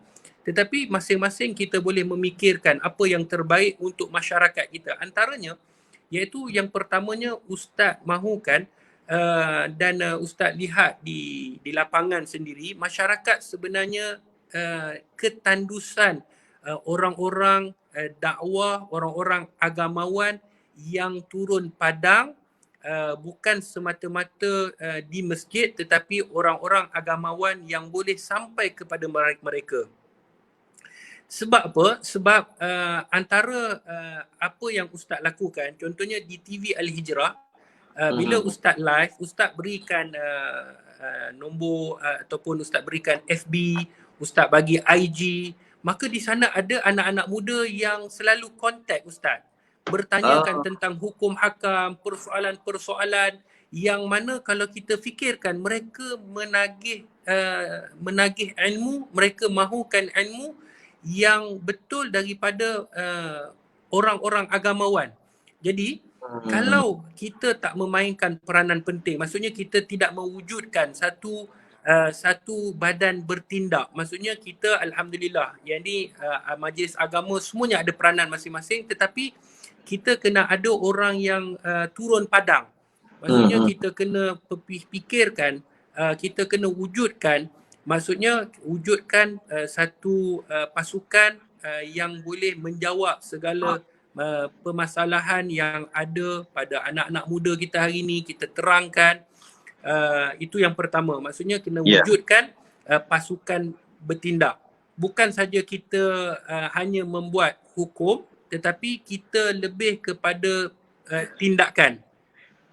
Contohnya kalau kita ada satu kumpulan diwujudkan di bawah jabatan-jabatan agama ataupun majlis-majlis agama ataupun mana-mana badan agama yang mana mereka ini bertindak di seluruh Malaysia, di negeri masing-masing untuk sampai ke tempat-tempat yang kalau kita tengok tadi kadang-kadang mereka tak sampai ke masjid, mereka tak sampai, tetapi kita kena cari mereka dan kita kena fahamkan mereka. Kita turun ke lapangan, Ustaz. Kita kena ada tindakan. Ya, Yang kedua, kita pergi. Ustaz sebenarnya lebih suka ke turun lapangan. Yang kedua, Ustaz lebih suka perbincangan-perbincangan agama sebenarnya tidak seperti dahulu kala. Kalau kita tengok ulama-ulama dahulu, bila mereka berijtihad, ijtihad mereka nampak, maksudnya perbincangan mereka nampak jelas. Tetapi kita pada hari ini, kita tak nampak apa yang ulama kita bincangkan, di mana mereka bincangkan, kemudian apa yang menjadi isu, cara bagaimana mereka bincangkan, kita tidak mengetahuinya. Kalau boleh Ustaz cadangkan muzakarah, contohnya fatwa dibawa di dalam televisyen, dibincangkan dan dibahaskan supaya mereka masyarakat nampak bukan senang untuk mengeluarkan satu hukum dan bagaimana proses itu dijalankan. Bagaimana ulama membincangkan. Kerana kalau kita tengok di parlimen, walaupun kita tak faham kadang-kadang perbincangan yang ada di parlimen, tetapi kita nampak live. Betul. Apa salah kiranya kalau kita juga muzakarah ataupun majlis fatwa kebangsaan ketika mana membincangkan sesuatu isu, kita buat live. Maksudnya kita boleh nampak perbincangan ulama-ulama. Kita nampak tokoh-tokoh agamawan, mufti-mufti, ilmuwan-ilmuwan kita membincangkan sesuatu perkara, dan inilah yang berlaku pada zaman kegemilangan Islam yang mana mereka membincangkan di istana-istana. Dahulu istana-istana dibuka untuk perbincangan dan boleh dihadiri oleh sesiapa yang mereka mahukan. Tetapi bila perbincangan itu ditutup, seakan-akan kita hanya menerima, tetapi kita tidak mengajar masyarakat kita supaya masyarakat kita ini adalah masyarakat yang membaca, masyarakat yang mengetahui knowledge. Sebab kalau kita rujuk balik di dalam surah yang pertama yang Allah Subhanahu Wa Taala turunkan, iaitu surah Iqra, Allah kata Iqra bismi rabbikal ladzi khalaq, iaitu bacalah. Maknanya Allah suruh kita belajar. Jangan kita hari ni letakkan, maknanya masyarakat kita takkan faham. Tidak. Bahkan kita letakkan supaya masyarakat kita cintakan kepada ilmu seperti mana yang diajarkan oleh baginda Nabi SAW kepada para sahabat radhiyallahu anhum ajma'in. Nabi mengajarkan terus kepada para sahabat, bahkan para sahabat ini ada di kalangan mereka yang akhirnya menjadi orang-orang yang hebat. Jadi perbincangan-perbincangan begini perlulah terbuka supaya masyarakat menerimanya. Itu yang kedua. Yang pertama, seperti mana yang Ustaz sebut, kita kena ada tindakan, reaction. Kemudian yang kedua, kita kena buat perbincangan yang terbuka dalam sudut ilmiah. Dan yang ketiga, kita mohon kepada pihak atasan, maksudnya kerajaan, supaya menyediakan dana yang cukup kepada majlis agama, jabatan agama. Kadang-kadang kekurangan kaki tangan menyebabkan mereka tidak mampu untuk melakukan perkara yang demikian. Ustaz dulu terlibat dengan Jauhar. Contohnya Jauhar ini adalah iaitu jabatan wakaf, zakat, haji, dan ada perbincangan-perbincangan yang kadang kalanya kita kesian bagaimana mungkin dalam wakaf, contohlah Ustaz ambil wakaf. Dalam menguruskan wakaf negeri hanya beberapa orang. Sedangkan dia memerlukan proses yang panjang, kemudian memerlukan perkara-perkara yang lain.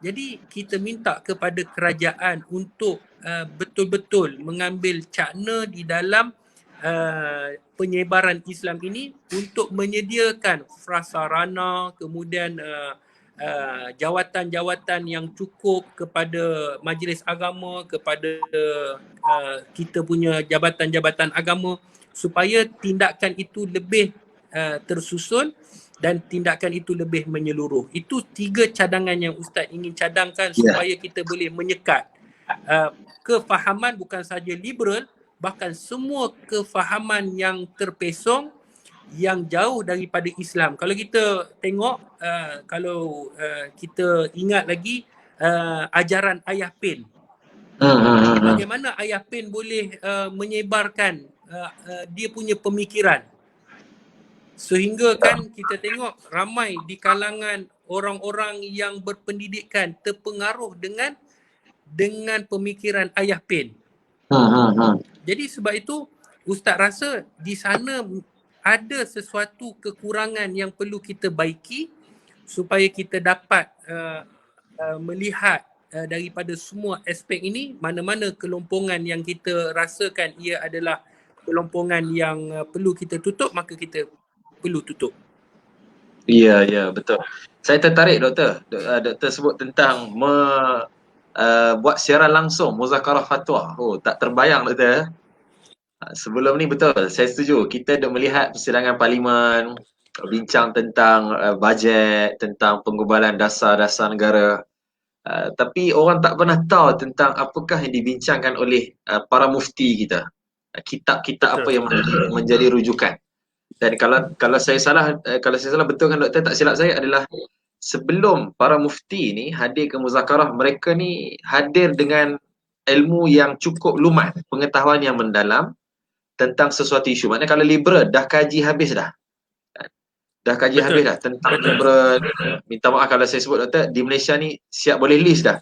Nama NGO ni, tokoh ini yang selalu sebut ayat-ayat liberal.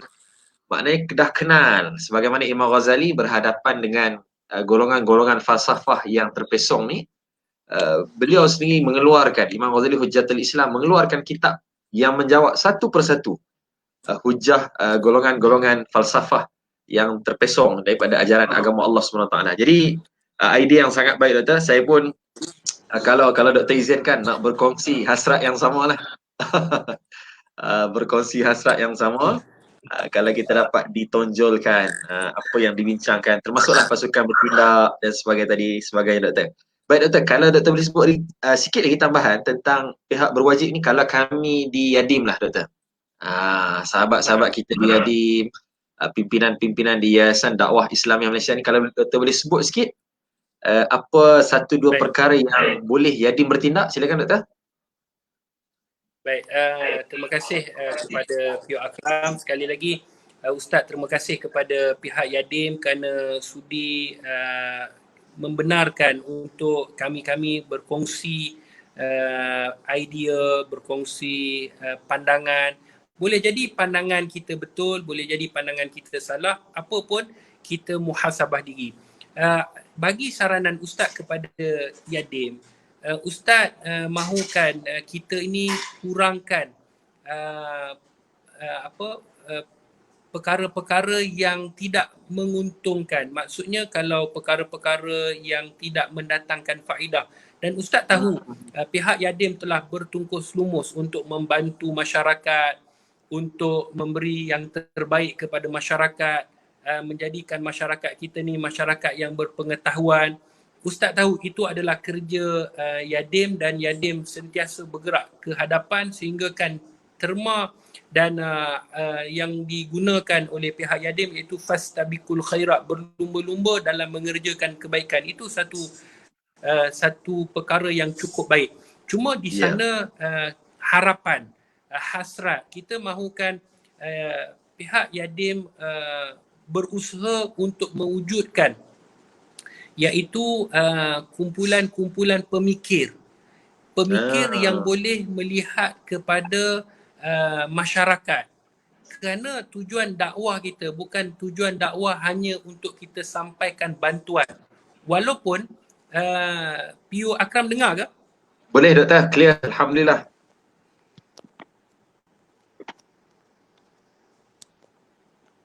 Clear Doktor. Dengar ke? Cantik. Alhamdulillah.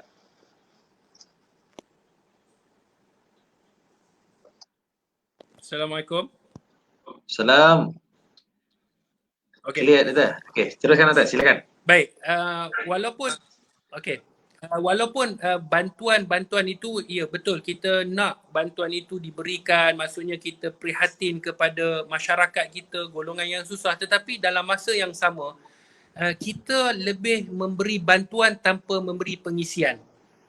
Apa salah kiranya kalau kita hari ini menambah pengisian lebih daripada bantuan? Kerana kalau kita hari ini memberi mereka ini bantuan adalah satu perkara yang cukup baik. Kita tahu tentang kalau kita nak mengajar orang untuk mencari rezeki, kita jangan bagi mereka ini ikan, tetapi kita mengajarkan mereka ini bagaimana cara untuk memancing ikan supaya mereka ini lebih konsisten, mereka ini lebih berdikari. Dan dalam masa yang sama, Ustaz menyeru pihak Yadim apabila memberi bantuan, dalam masa yang sama memberi ilmu, iaitu memberi ilmu, memberi kemantapan rohani, membimbing mereka dan berusaha untuk sampai ke tempat-tempat yang orang tak sampai.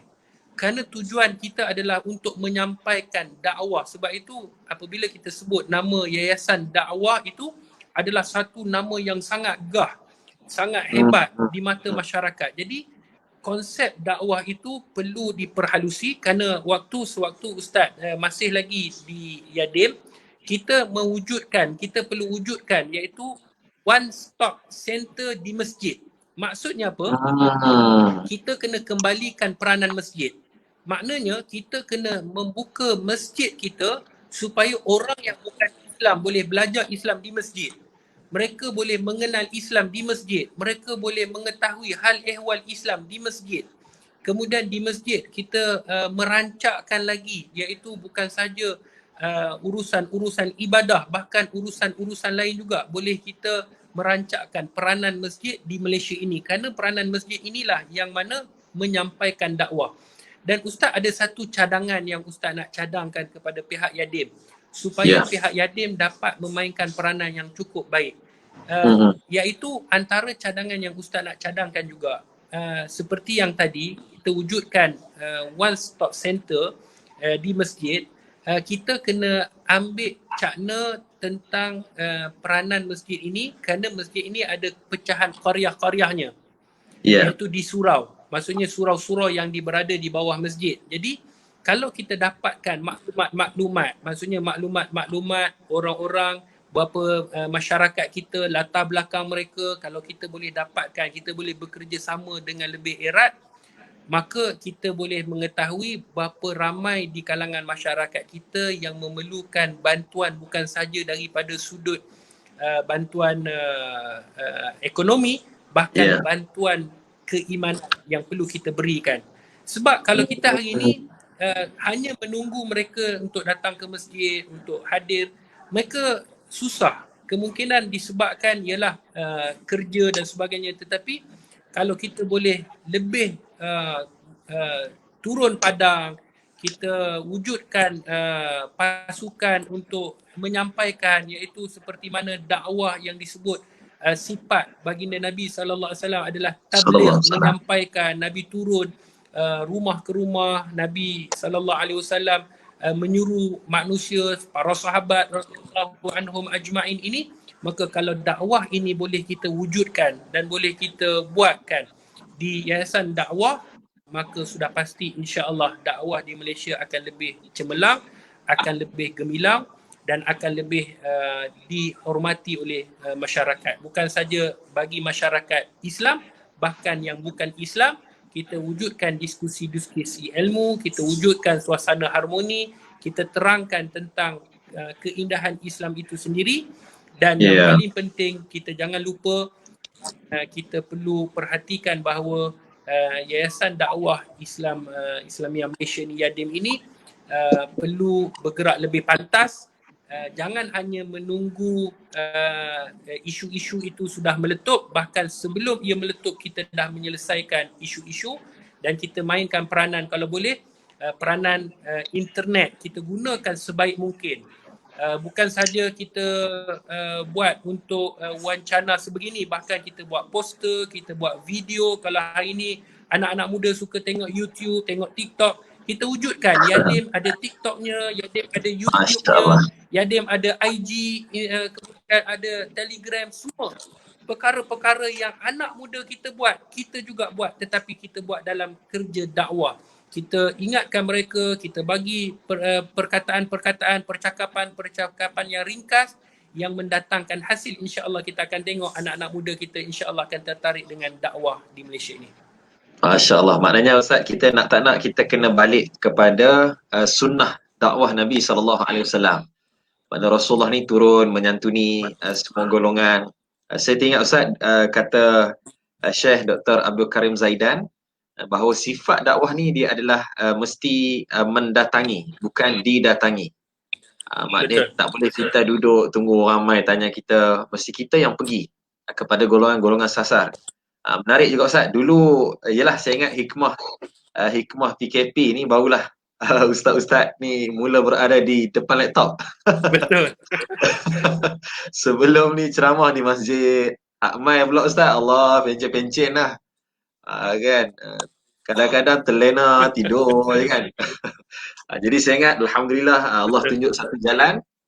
Maknanya nak tak nak pendakwah kita ni pun terpaksa juga berada di ruang maya. Silap-silap air pula orang tengok, kesian ustaz ni muda-muda cakap seorang depan laptop.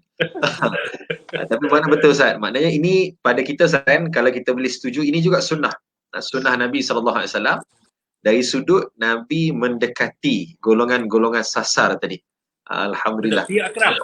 Ya silakan Ustaz. Itu juga kalau kita tengok Nabi SAW kalau dalam peperangan Nabi ada strategi peperangan. Okey. Maknanya strategi peperangan Rasulullah pelbagai. Kalau kita tengok dalam perang Khandaq Nabi gali parit, kemudian peperangan Nabi banyak strategi. Begitu juga dengan dakwah. Dakwah kena ada strategi dakwah. Kalau tidak, dakwah kita tidak akan berkesan. Dan dakwah ini kalau kita bincangkan, dia bukan sahaja dakwah daripada sudut perkataan, tetapi dakwah yang disebut ad-du'atus shamitun. Pendakwah yang senyap juga, dalam keadaan dia senyap dia berdakwah dengan akhlaknya, dengan tingkah lakunya. Maka Yadim kena buat satu kajian yang mendalam, membuat satu paperwork bagaimana dakwah ni lebih berkesan, kerana itu adalah merupakan strategi yang sangat penting. Seperti mana yang PU Akram pun sebut, memang kita kena hari ni tidak boleh kita tolak fungsi media sosial ini. Kita kena masuk, kita kena cuba usaha kerana ia adalah merupakan satu strategi yang berkesan. Dan begitu juga kalau kita nak strategi peperangan kita berkesan, kita kena pandai. Begitu juga strategi dalam dakwah juga kena perlu berkesan. Betul Ustaz. Betul Ustaz sebut tadi, macam kadang-kadang Ustaz saya pun bimbang Ustaz bila tengok live golongan yang minta maaf cakap yang membawa fahaman liberal ni, kadang view tinggi, share-nya banyak, sokongannya kuat. Yalah kita tak bincang lah, dana memang pasti dah kuat. Jadi kita juga kena berada di lapangan. Sahabat ada sahabat saya Ustaz, dia baru buka akaun TikTok. dia ni kaki kuliah ceramah masjid juga. Dia buka akaun TikTok. Dia kata Ana kena masuk je. Ana kena masuk. Jadi dia buat TikTok gaya ceramah lah. Ceramah yang ringkas-ringkas. Sebab TikTok ni Ustaz dia seminit. Maknanya malam ni saya nak kena buka akaun TikTok juga Ustaz. Betul, saya pun insyaAllah akan buka akaun TikTok untuk sama-sama berdakwah insyaAllah. InsyaAllah Doktor. Baik Doktor, mungkin sebagai akhirnya ni, sebagai kita nak goreng-goreng hujung dah ni, kupasan yang sangat baik Doktor bagi tadi. Untuk maklumat Doktor, saya tulis semua Doktor. Saya tulis semua ni.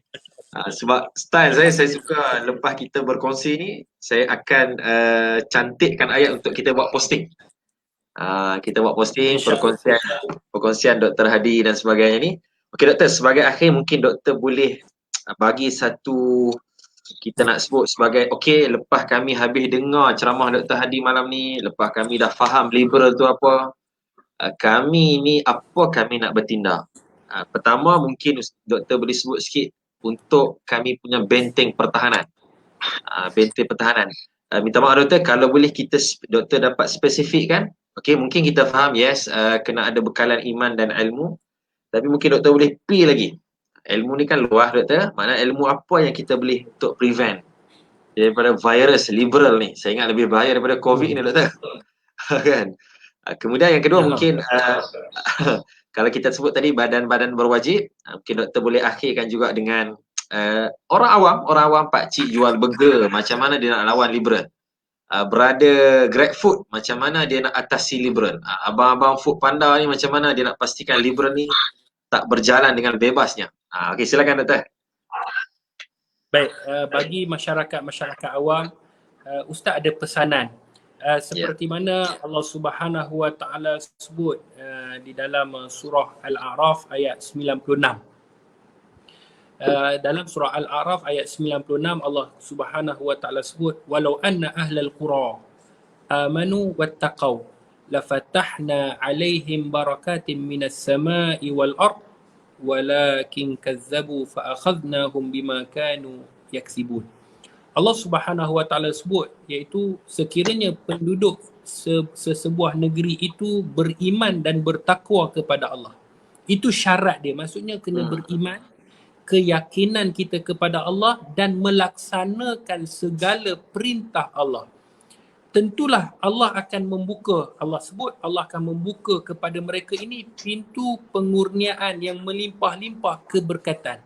Kita faham hari ini bila ada PKP, bila kita punya sumber ekonomi kita terjejas, maka di sana pemikiran-pemikiran yang menjerumuskan kita ke alam kesesatan ini bertambah. Kerana sedar ataupun tidak, mereka mempunyai sumber kewangan yang cukup hebat berbanding dengan kita. Jadi kalau kita hari ni ambil apa yang Allah Subhanahu Wa Taala sebutkan di dalam surah Al-A'raf ayat 96, kalau kita ni sungguh-sungguh kita beriman, kita bertakwa, kita melaksanakan segala perintah Allah, maka Allah akan berikan kepada kita limpahan, kurniaan, keberkatan daripada langit dan daripada bumi. Maksudnya Allah akan buka sumber rezeki kita, bukan saja sumber rezeki, bahkan Allah akan buka pintu kebaikan, jalan-jalan yang mana manusia tak nampak, maka jalan yang kebaikan akan dibuka oleh Allah Subhanahu Wa Taala. Maka Ustaz pesan kepada masyarakat di luar sana, selain daripada kita hari ini meningkatkan ilmu kita dengan kita hadir ke masjid, dengan kita hari ini mentelaah buku-buku, jangan sesekali kita lupa bahawa perkara yang paling penting untuk menangkis kefahaman liberal ini, kita kena ada sahabat-sahabat, iaitu daripada golongan-golongan agamawan yang boleh memandu kita, iaitu para alim ulama. Dampingi mereka. Bukan saja datang masjid, tetapi kita tidak menjalinkan hubungan dengan mereka. Maksudnya kita datang, kalau boleh ada nombor telefon, kan, kalau hari ni kalau PU Akram, Masya Allah, dia boleh berkongsikan nombor telefon, bukan nombor telefon peribadi, ataupun kalau boleh berkongsikan Facebook, ataupun boleh berkongsikan IG, boleh berkongsikan yang mana masyarakat mudah untuk menyantuni, mudah untuk bertanyakan soalan-soalan. Maka masyarakat di luar sana perlu mendekatkan diri kepada orang-orang sebegini. Sebab apa? Sebab bila datang satu pemikiran, kita tak tahu adakah ia betul ataupun salah. Melainkan kita akan bertanya kepada orang yang lebih alim. Orang yang lebih mengetahui. Itu yang Allah Subhanahu Wa Taala perintahkan. Tanya kepada orang yang mengetahui jika kamu tidak ketahui. Jadi macam mana kita nak bertanya sedangkan kita tidak ada nombor telefon mereka, kita tidak ada IG mereka, kita tidak ada Facebook mereka. Kita ada Facebook banyak di dalam FB kita, tetapi di dalam FB kita tidak ada orang yang disebut agamawan, orang yang mempunyai ilmu, ketokohan. Maka cukup rugi kita. Jadi berkawanlah dengan mereka. Kemudian kalau boleh kita support mereka dengan like, kita share majlis-majlis ilmu. Yang mana dengan kita buat demikian, kita berkongsi pahala juga, kita akan dapat pahala, berkongsi pahala, dan yang paling penting kita menjalinkan hubungan dengan mereka walaupun kita tidak boleh sampai ilmu seperti mereka, tetapi keberkatan yang mana kita mengetahui ulama ini merupakan pewaris para nabi, maka kita dekatkan diri kita dengan mereka, kita santuni mereka, dan apa sahaja soalan yang kita ada, maka kita kena bertanyakan kepada mereka yang lebih mengetahui. Dan kepada golongan agamawan, golongan para da'i, pendakwah, tolong jangan jadikan diri eksklusif. Jangan jadikan diri hanya semata-mata nak duduk di pentas-pentas yang hebat. Maksudnya nak duduk di tempat-tempat yang orang sanjung. Tetapi turunlah padang, dekati masyarakat, dekati mereka-mereka yang memerlukan kita, maka insya-Allah kita saling bantu-membantu dan kita akan lihat Islam akan bersinar di Malaysia insya-Allah. InsyaAllah. Doktor, mungkin sikit lagi Doktor, kalau dari sudut ilmu tadi, ilmu apa yang boleh kita perdalam sikit untuk pertahan diri daripada pengaruh liberal ni Doktor? Baik, antara ilmu yang perlu kita dalami adalah ilmu akidah. Itu perkara yang penting menjadi pokok pangkal. Kerana Islam ni dia datang dengan 3 package. Dia tidak boleh buang antara satu sama lain. Tidak. Yang pertama, ilmu akidah, iaitu ilmu kita dengan ketuhanan. Sebab tu ustaz-ustaz yang mengajar ilmu akidah, tolong janganlah kita memberatkan dengan perbahasan-perbahasan para alim ulama sehingga memeningkan masyarakat.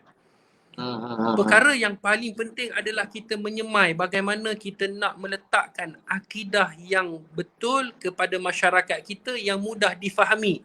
Kerana masyarakat kita ni berperingkat-peringkat. Sebab tu Imam Ali radhiyallahu anhu dia mengatakan bila kita nak bercakap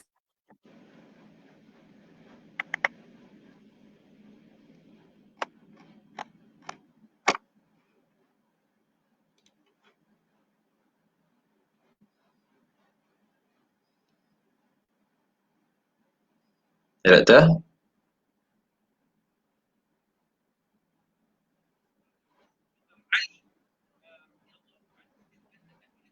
Dr. Hadi, okey? Sakut sikit tu. Tak apa tuan-tuan, Alhamdulillah. Sebagaimana yang doktor sebut tadi, Ustaz Dr. Hadi kita ni, tentang bagaimana kita kena, kalau dari sudut diri kita tadi adalah kita mesti menjadi orang yang beriman dan bertakwa. Walau anna ahlul qura amanu wattaqau lafatahna alaihim barakatin minas sama'i wal ard. Maknanya hendaklah dari sudut diri kita ni tak lain tak bukan berbalik pada soal keimanan, perkukuhkan iman kita, perdalamkan lagi, tingkatkan ketakwaan kita, maka akan datang lafatahna alaihim barakatin minas sama'i wal ard. Allah akan turunkan keberkatan ke atas muka bumi ni. Dan antara lain disebut adalah tentang Allahumma shalli kita kena bersahabat dengan alim ulama, tidak hanya hadir ke masjid tapi juga bertanya khabar, menjadikan alim-alim ulama orang yang berilmu ni tadi. Fas'alu ahla dzikr in kuntum la ta'lamun. Bertanyalah kepada ahlinya sekiranya kamu tidak mengetahui. Maknanya sentiasa mendampingi, ada rujukan. Jadi tuan-tuan, sambil-sambil tu boleh follow juga IG Dr. Hadi kita ni. Dr. mana saya tengok tadi ni? IG Dr. Hadi. Saya buka balik. Tuan-tuan boleh tengok, tuan-tuan perempuan, Hadi Zahalan. Ataupun ringkasan dia Dr. HD. Ini Dr. HD, Hadi Zahalan. Okey, boleh follow sekarang. Termasuklah ada Facebook page. Facebook page Dr. Ustaz Dr. Nur Muhammad Hadi Official. Kan? Ada background Akademi Al-Bayan. Jadi insya-Allah ni contoh kita boleh ikuti, boleh bertanya soalan. Saya ingat yang berhormat Menteri Agama kita pun, Dr. Zulkifli Muhammad Al-Bakri, juga aktif di media-media sosial beliau, di Instagram, di Twitter, insya-Allah. Jadi saya ingat sementara hujung-hujung kita ni, kalau doktor boleh masuk balik, kita nak dengar juga kata-kata akhir Dr. Hadi kita insya-Allah. Tapi tuan-tuan dan puan, antara yang penting disebut tadi, sebelum terputus ni, nak tak nak bila sebut tentang serangan pemikiran, ia bukan hanya terhenti di pemikiran, tapi dia berbalik kepada soal iman, soal soal i'tiqad, soal qasad kita, soal kepercayaan kita. Jadi liberal ni dia menyerang soal i'tiqad, pegangan kita, kepercayaan kita. Maka nak tak nak kita kena perkukuhkan pegangan dan akar kita balik kepada soal akidah, soal tauhid, mendalami, mengenal Allah Subhanahu Wa Taala supaya kita dapat faham. Sekali imbas kita tengok, ni tak apa nak kena ni. Bumi ini Allah yang jadikan. Ini adalah arahan Allah Subhanahu Wa Taala. Mulut yang kamu bercakap ini juga anugerah Allah. Lidah yang kamu guna, tangan yang kamu suap untuk makan ini juga adalah anugerah Allah. Tiba-tiba bila kita nak hidup di dunia ni, kita nak lawan kepada pencipta. Kan pelik. Jadi ini semua bekalan akidah. Bekalan akidah. Kalau ibu ayah yang sedang menonton malam ni, wahai ibu ayah sekalian, sekali-sekala kalau saya boleh syorkan, tolong intai tengok handphone anak kita. Sebab saya bimbang. Saya bimbang gerakan-gerakan liberalisme ini aktif tidak di masjid surau, tidak secara publik, tapi mereka aktif di media sosial, di Instagram, di Twitter, kan. Kadang-kadang ayat-ayat simple aja, kan. Macam contoh ayat yang disebut oleh Dr. Hadi tadi tentang poligami, laki boleh 4, kenapa perempuan tak boleh 4? Nampak simple, tapi benda ni menanamkan kepada pemikiran dan boleh menggoyangkan akidah anak-anak kita. Jadi benda ni mesti diperkukuh dan diperkasakan, insya-Allah. Jadi insya-Allah saya difahamkan Dr. HD terpaksa berhenti setakat itu. Saya ucap terima kasih banyak tuan-tuan dan puan. Sekali lagi sebelum kita akhiri, jangan tinggalkan lagi, boleh tengok di bawah tu ada nombor akaun Maybank Yayasan Dakwah Islamiah Malaysia. Kita terus mengharapkan sumbangan jariah, dana daripada tuan-tuan dan puan sebagai jariah bekalan kita bertemu Allah Subhanahu Wa Taala, insya-Allah, untuk kita terus mengaktifkan gerakan dakwah ini, sebarluaskan, melestari gerakan dakwah, untuk kita terus fastabiqul khairat, berlumba-lumba mengejar kebaikan. Boleh tengok di bawah tu. Dan tidak terhenti di sini, Mutiara Dakwah siri yang ke-16. InsyaAllah kita akan berjumpa lagi siri yang ke-17. Terus istiqamah, konsisten bersama kami. Nantikan, boleh follow, like page Yadim, boleh sebarkan juga perkongsian pada malam ni. Dan kalaulah saya boleh bagi homework pada tuan-tuan dan puan yang menonton, apalah salahnya kita buat sikit share di media sosial isi-isi penting yang kita dapat daripada Dr. HD malam ni. Kalau saya tulis di kertas handphone ni penuh tuan-tuan. Habis satu muka surat. Tu dia tu. Kan? Jadi kita boleh kongsi, boleh sharekan bersama supaya kita lambakkan media sosial ni dengan perkara-perkara yang bermanfaat, insya-Allah, demi pembangunan ummah. Jadi sekadar itu, saya Piyu Akram mohon maaf salah dan silap. Begitu juga kami mewakili Yayasan Dakwah Islamiah Malaysia. Kami mohon maaf di atas gangguan internet dan sebagainya malam ni. Ujian lah, biasa dah tu. Tentang serangan liberal apa dalam internet ni. Wallahualam. Aqul qawli hadha wa astaghfirullahal azim wa lakum. Kita jumpa lagi siri yang ke-17. Terus stay tune. Mutiara Dakwah, Yayasan Dakwah Islamiah Malaysia. Assalamualaikum warahmatullahi wabarakatuh.